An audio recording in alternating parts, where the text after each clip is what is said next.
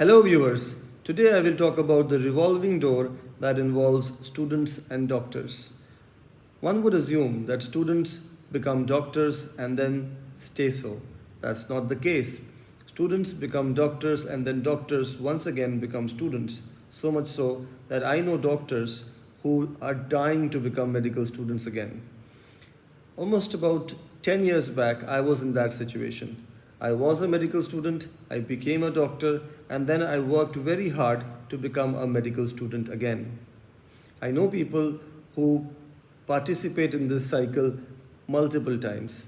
Medical student to doctor, then struggling to become a medical student again, then another doctor, and then again beginning the struggle to become a medical student again.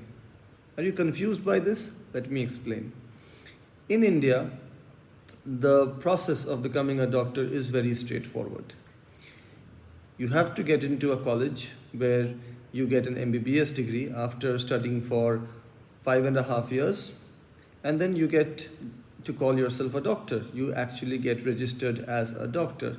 But then you might feel that you're not satisfied with that alone. You want to be a specialist. So you start studying to become a student again. Because in order to be a specialist, you have to be a postgraduate student first. And in most specialties, the postgraduate degree course is of 3 years duration. So at the end of those 3 years, you pass an exam and now you are a specialist doctor. So you can continue working as a specialist doctor, but many doctors are not satisfied with this even. They want to study even more. So they try very hard to become medical students again, to pursue what is called super specialization. I'll give you an example. A person studies during the MBBS, becomes a doctor, wants to be a physician.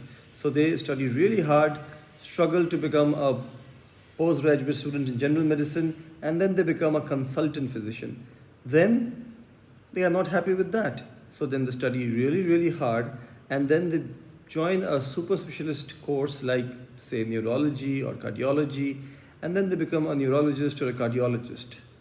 So from the point of view of a patient or somebody else looking at them from a distance, all they see is a student became a doctor, then became a student again to become a specialist doctor, then again became a student to become a super specialist doctor. I'll tell you a fun story from my own life. When I was a medical student, that is an MBBS student in final year, my examiner was somebody who was a specialist in medicine. And the moment I passed my final year exam and became an intern, this person who was the examiner had become an examinee in a super specialist course, and I was the one who was responsible for conducting his exam.